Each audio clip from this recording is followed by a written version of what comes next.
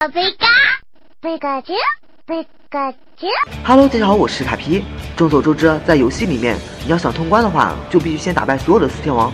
所以在游戏里面，我们肯定是能够看到四天王的。然而在动画中，并不是每位四天王都出场过。今天我就来介绍一下在动画里面出现过的四天王吧。注意，不包括冠军哦。还有阿罗阿地区的拉斯维也不算，毕竟那个地方连联盟大赛都没有。第一位四天王西巴，西巴登场于无影第72集。当时小智已经获得了石英大会的参赛资格，在正式比赛前，他想通过特训来提升自己的实力。当听说四天王西巴就在附近后，立马决定去请教所谓的命界。这里有个非常让人感动的细节，那就是为了能让西巴教小智命界，小刚直接就跪下了。虽然这种举动我不是很认可，但是有这样的朋友真好。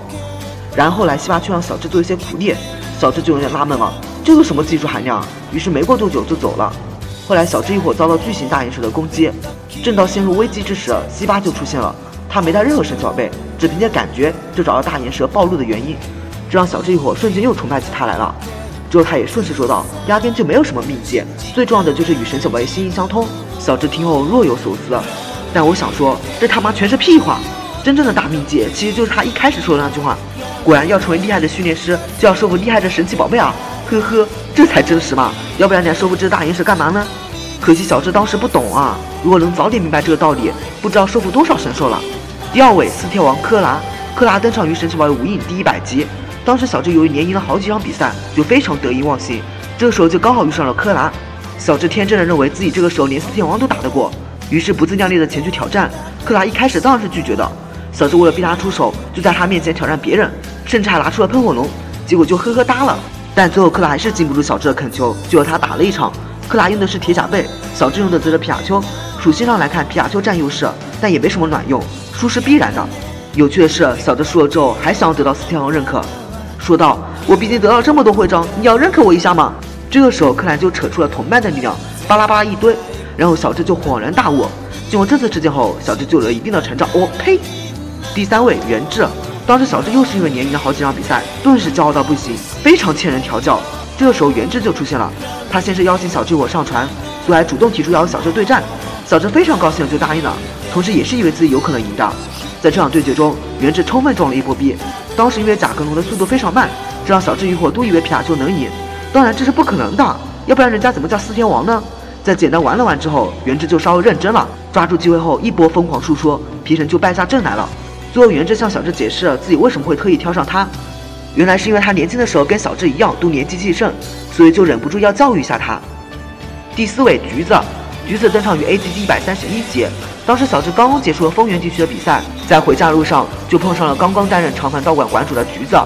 机缘巧合之下，得知小智是彩油大会的8强后，橘子立马就来了兴趣，还说到前几天来挑战的对手实在是太弱了。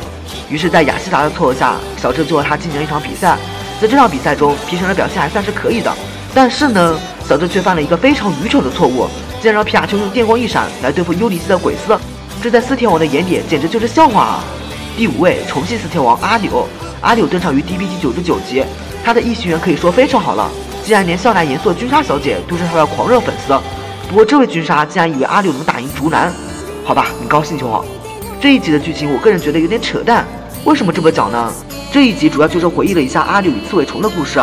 刺猬虫是阿柳收服的第一只神奇宝贝，与阿柳的关系非常的好。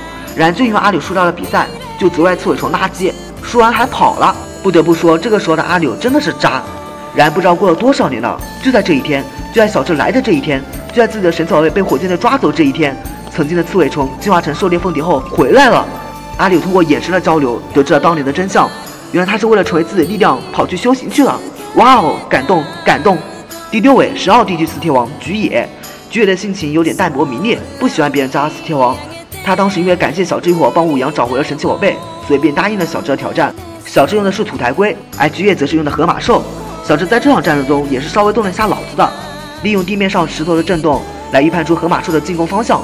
不过经验和等级的差距摆在那里，所以自然又是输了。有趣的是，在这场战斗结束后，小智天真的问菊野：“我能在神奥联盟中胜出吗？”这个叫人家怎么回答吗？他又不是预言家。第7位武阳，小智一伙遇见武阳的时候，勇气又还在小光手里。那个时候的他非常不听话，看到哪个厉害就想向哪个挑战。这不得知武阳是四天王后，立马向他发起了挑战。武阳也答应了，而有趣的是，小智向他发起挑战时，则直接就被拒绝了。值得一说的是，武阳有可能还看上了勇气鼬。最后对付火箭队时，武阳让小光暂时将勇气鼬借给他一下。